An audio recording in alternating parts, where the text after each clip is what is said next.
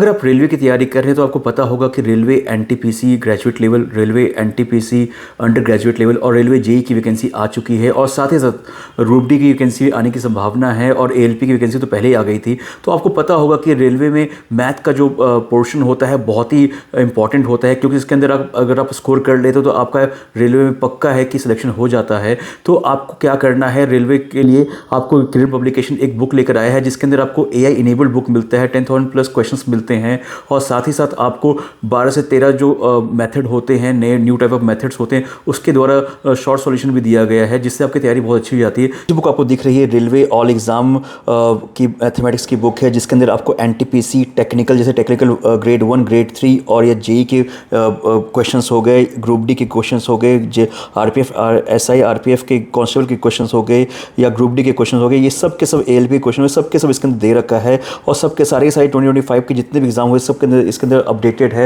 ये English medium की book है, ये हिंदी मीडियम की बुक है और खास बात है कि सिलेक्टेड प्रश्नों का बेजोड़ कलेक्शन है, मतलब कि जो क्वेश्चंस आ सकते हैं, आए हुए हैं, वही क्वेश्चंस को इसमें दिया गया है। अब इररिलेवेंट क्वेश्चंस को हटाया गया है, इजी क्वेश्चंस को कम रखा गया है, हार्ड क्वेश्चन को ज़्यादा दिया गया है और एआई इनेबल्ड है। सबसे खास बात कि एआई इनेबल्ड बुक है कि जिससे आपको ये इस बुक के साथ जो क्रैश कार्ड मिले इसको आप यूज़ करते हैं तो आपको बहुत सारे टेस्ट आपको मिल जाते हैं ऑनलाइन प्रैक्टिस करने के लिए फ्री ऑफ कॉस्ट। आपको इसमें ज़्यादा कुछ करना नहीं पड़ेगा। और ख़ास बात है देखिए इस बुक के अंदर, ये देखिए सारे के सारे जितने भी सक्सेसिव मेथड हो गया, रेशियो मेथड हो गया, डिविजन मेथड हो गया, वेटेड मेथड हो गया, hit and trial method, digital sum, cross method हो गया, वैल्यू पुटिंग या CND